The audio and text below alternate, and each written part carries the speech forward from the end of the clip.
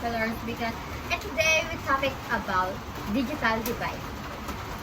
Think about being required to complete a research paper in this evening, but no home internet. While some students enjoy the benefit of quick Wi-Fi and individual gadgets like laptop, phone, tablet, PC, etc. And some other have only a prepaid phone and mobile data. The digital divide is the widening gap between people who with access to new technology and those who do not. In this is not a matter of having devices.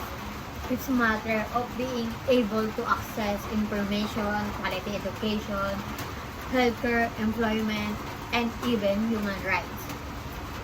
Millions of students were forced to study at home during the COVID-19 pandemic. But many did not have any devices, no steady signal, or even power.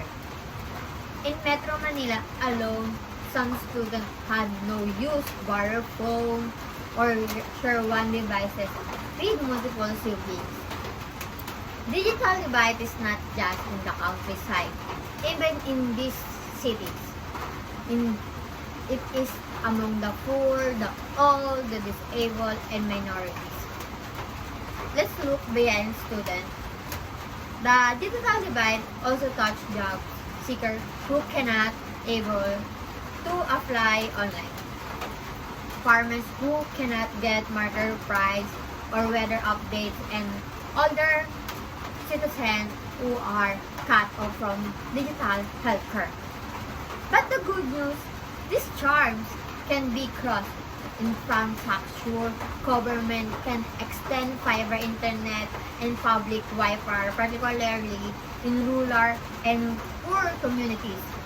Affordability, low-cost data plans, and devices can be provided by technology companies. Policy support, digital inclusion should be incorporated in national development plans.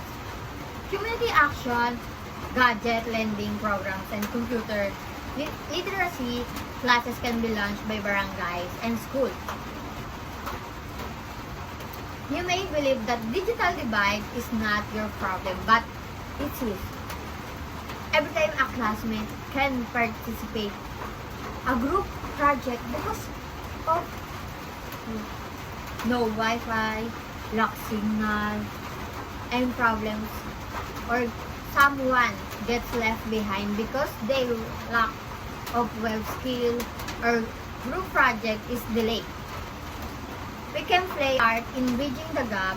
You can give or donate your old phone, tablets, and other devices.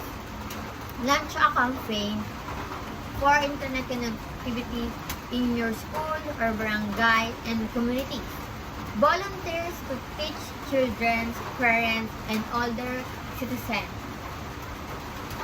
basic technology skills, fundraise for NGOs, and digital equity campaign. The digital divide is not a technology problem, but it's a people problem. It's about providing everyone with the equal access to learn, to prosper, and to thrive in a digital expanding world. Working today, we can make a society which no one is left online, unear, or behind. An internet-connected world is an equitable world. Let's bridge the divide.